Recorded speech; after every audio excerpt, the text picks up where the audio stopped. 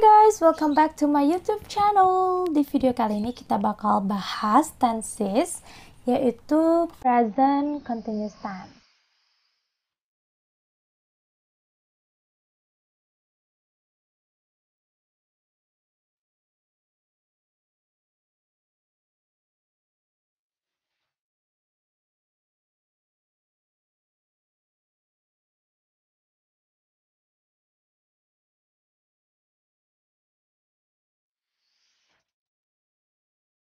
Jadi kalian bisa dapetin materinya lewat web atau lewat buku ini yang udah punya ya. Nah, coba kita lihat di halaman 178. Let's check it out.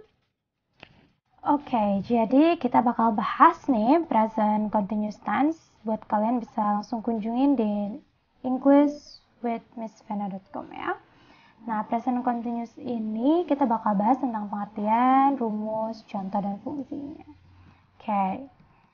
Nah, kemarin-kemarin kita udah bahas ya tenses kayak simple present. Sekarang kita bahas present continuous. Jadi present continuous itu apa sih? Jadi kalau misalnya kita mau ngomong pakai bahasa Inggris tentang kata sedang, misalnya aku sedang makan. Nah, ini nih gunanya dari present continuous. Jadi present continuous itu adalah tenses yang digunakan saat kejadian yang sedang berlangsung. Nah, tapi bukan cuma itu aja guys. Ternyata ada lagi fungsi-fungsi dari tenses ini. Ini juga sering digunain ya tensesnya. Jadi fungsi dari tenses present continuous ada 5. Yang pertama, untuk menyatakan kejadian yang sedang berlangsung. Contohnya misalnya, kalau ditanya, what are you doing? I'm reading a book. Okay. What are you doing? Oh, I'm watching a YouTube. What are you doing? Oh, I'm listening the movie. Kayak gitu kan. Jadi, dia fungsinya untuk ketika kita mau menyatakan kita lagi ngapain gitu. Terus yang kedua, untuk menyatakan suatu proses. Proses kayak gimana sih? Misalnya nih, kita ketemuan sama teman, terus ditanya, what is your activity now? Nah, kita bisa bilang I'm working. Nah, ini boleh pakai present continuous karena di sini kita salah satu fungsinya tuh untuk menyatakan suatu proses ya. I'm working at Plaza this year gitu. Oke, fungsi yang ketiga di sini ada untuk menyatakan rasa jengkel atau kagum. Jadi kalau misalnya kita lagi kesel atau kagum sama seseorang juga boleh ya. Kayak misalnya gini, dia selalu belajar di malam hari. Nah, kita pakai she is always studying at night. Kita boleh pakai simple present juga boleh, pakai ini juga boleh. Terus next di sini ada untuk menyatakan future time. Nah, ngapain sih future time-nya? Misalnya nih ada contoh, we're going to Paris next week. Tapi yang perlu digarisbawahi adalah kalimat di atas menunjukkan hal tersebut sudah direncanakan. Jadi ini ada hubungannya dengan nanti ya, simple future. Nah, ini bedanya dengan pakai yang be going to. Cuman kalau yang ini pakainya simple present continuous ya. Jadi nanti bakal ada bedanya be going to dengan will. Nah, kalau be going to ini termasuk continuous yang rencananya sudah direncanakan. Nanti kita bakal bahas yang simple future-nya ya. Terus yang kelima adalah untuk menyatakan kejadian yang berulang dan berubah. Contohnya nih, kita belajar bahasa Inggris dan kita bilang dan kita ditanya, how is your English? Nah, nanti bakal bisa jawab, oh, my English is getting better. Ini juga pakai present continuous ya, is getting better. Jadi kejadiannya berulang dan berubah, jadi semakin baik gitu. Nah, itu dia fungsi dari setelah kita tahu pengertiannya untuk apa, fungsinya untuk apa, langsung kita ke polanya atau cara bentuknya tuh kayak gimana sih cara bikin kalimatnya. Oke, di sini ada kalimat verbal dan temennya ada kalimat nominal. Gimana sih cara buatnya? Nah, subject is MR plus verb ing. Oke, kita coba buat ya. Jadi di sini ada positif, negatif, interrogatifnya.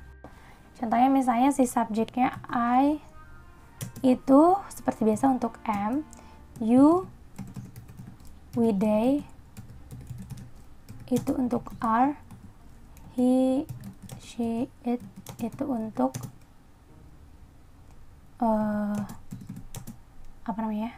is ya. Jadi kita coba buat misalnya kata pertamanya adalah run. Nah, nanti kita pakai tinggal tambahin verb ing. Kenapa ini ada n-nya 2? Nanti kita bakal bahas cara pembentukan verb ing-nya. Misalnya lagi, you are sleeping. Jadi sleep kata aslinya, verb dasarnya sleep, kita tambah ing, sleeping. Kamu sedang tidur berarti. He is misalnya reading. Read kan, tambahin ing, reading gitu. Oke, next ya. Di sini kita akan bahas yang ininya. Nah, ini kalimat verbalnya, penggunaan is am-nya udah jelas ya. Subjeknya buat siapa, kalau is buat siapa, am buat siapa, dan are buat siapa. Terus kalau verb ing-nya caranya tinggal verb yang seutuhnya tambahin ing. Tuh. Jadi kita ikutin polanya aja, kalau negatif kayak gimana, interrogatif kayak gimana ya. Terus pola kalimat nominalnya dia sama dengan simple present tense. Nanti ini bisa diklik aja, keluar nanti simple present tense. Oke, di sini kita bakal cara pembentukan verb ing-nya. Oke, yang pertama ada verb 1 plus ing. Jadi tinggal tambah read, misalnya tambah ing, jadi reading. Sing, tambah ing, jadi singing. Oke, terus pembentukan yang kedua, verb yang berakhiran huruf vokal e, ya belakangnya huruf e. Nah, sebelum huruf e-nya ada huruf konsonan nih, kayak t kan huruf konsonan ya, selain a, i, u, e, o, jadi huruf e belakangnya, dan sebelum huruf e-nya adalah huruf konsonan. Dia e-nya langsung diganti ing, jadi nggak jadi kayak gini nulisnya. Kan right, nah nggak jadi kayak gini, tapi kita ganti e-nya, dihilangin jadi kayak gini, writing. Oke, gampang ya. Ini juga sama, use, using, replace, replacing. Oke, verb yang berakhiran e sebelum e-nya ada huruf vokal, atau kayak gini nih, hurufnya e, maka langsung ditambah ing. Jadi kayak gini, she agree, langsung agreeing. Jadi nggak dihapus lagi e-nya, tapi langsung ditambahin ing. Oke, yang keempat ada verb yang berakhiran e sebelum e-nya adalah huruf vokal i atau huruf vokal i, e. Makanya harus diganti y gitu. Jadi kayak misalnya die. Nah, i, e-nya itu diganti y, langsung ing gitu. Ya. Lie juga sama, i, e-nya diganti y, terus tambah i gitu. Terus verb yang mempunyai satu suku kata juga berakhiran konsonan dan hanya memiliki satu huruf vokal di belakangnya, maka konsonan yang terakhir harus didabelkan lalu ditambahin ing, kayak run tadi kan. Nah, ini tuh jadi punya satu suku kata kan, kayak misalnya run, get, itu kan satu suku kata. Nah, terus udah kayak gitu dia memiliki satu huruf vokal. Nah, di belakang huruf konsonan, jadi diganti getting. Jadi get biasa, terus didabelin t-nya, huruf belakangnya, terus tambahin ing. Jadi sama aja kayak run ya. Tadi kenapa n-nya 2? Karena dia memiliki satu suku kata, kayak ngucapinnya run gitu doang kan. Nanti dia jadi double n ya, running gitu. Verb yang memiliki lebih dari satu suku kata yang berakhiran konsonan dan sebelum huruf akhir konsonannya huruf vokal, maka konsonan terakhirnya didabelkan. Nah, kalau ini kan yang tadi get ya, satu suku kata. Kalau ini 2 ya, submit. Nah, belakangnya itu huruf ini nih, huruf vokal. Jadi di doublein t-nya, baru huruf ing. Ini juga beginning, n-nya double, baru ing gitu ya. Verb yang G ya, yang selanjutnya, verb yang berakhiran huruf L dan sebelum huruf L adalah satu huruf vokal. Nah, harus doublein dan tambahin ing. Contohnya control, controlling, L-nya double, tambahin ing. Verb yang berakhiran huruf L dan sebelum L-nya adalah 2 huruf vokal. Nah, ini juga 2 huruf vokal ya, E, A. Nah, ini jangan didabelkan katanya. Jadi gini aja. Kalau misalnya huruf L yang belakangnya satu huruf vokal berarti baru double. Tapi kalau misalnya ini dua huruf vokalnya, jadi jangan di double gitu. Nah, selain yang kita harus ketahui cara pembentukannya, kita harus tahu non-progressive verb. Apa sih itu non-progressive verb? Jadi non-progressive verb adalah verb yang tidak bisa dikontinuuskan, dan kebanyakan verb ini menunjukkan makna keadaan. Contohnya, nih ini semua nggak bisa dikontinuusin, nggak bisa jadi needing, nggak boleh jadi wanting gitu, nggak bisa jadi liking, nggak bisa jadi apalagi nih, caring maybe, disliking ya.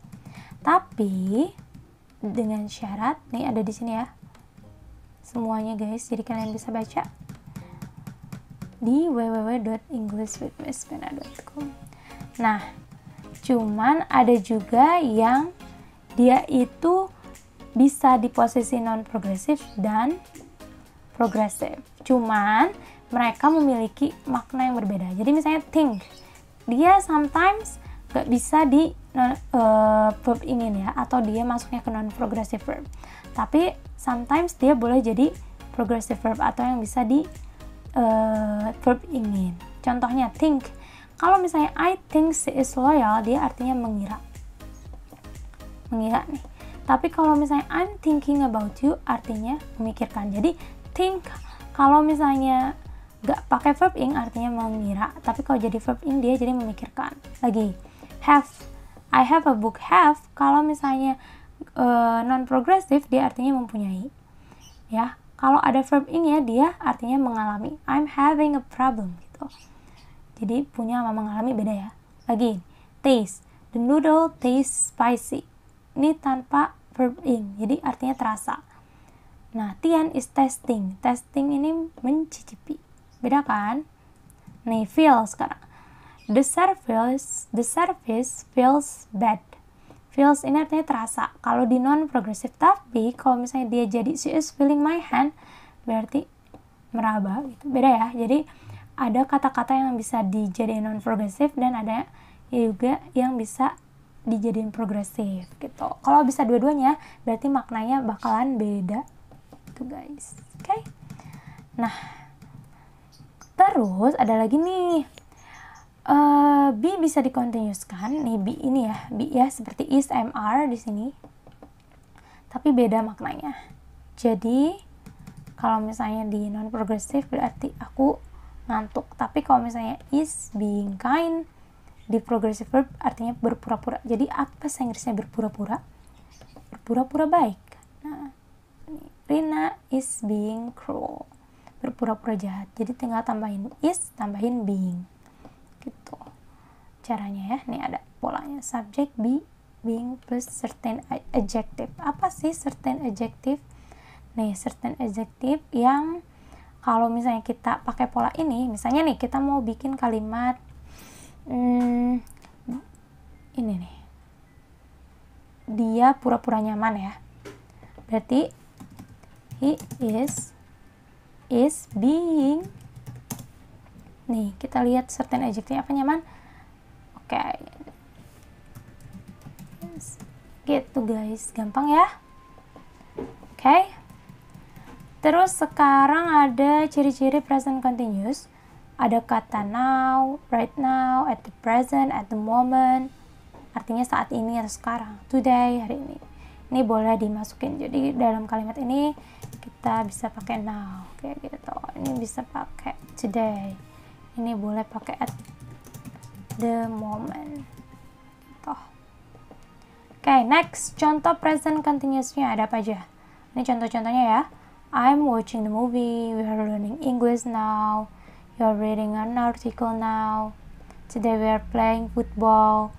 She's writing a task at the moment. Gitu. Well guys, itu aja yang bisa aku sampaikan di video kali ini.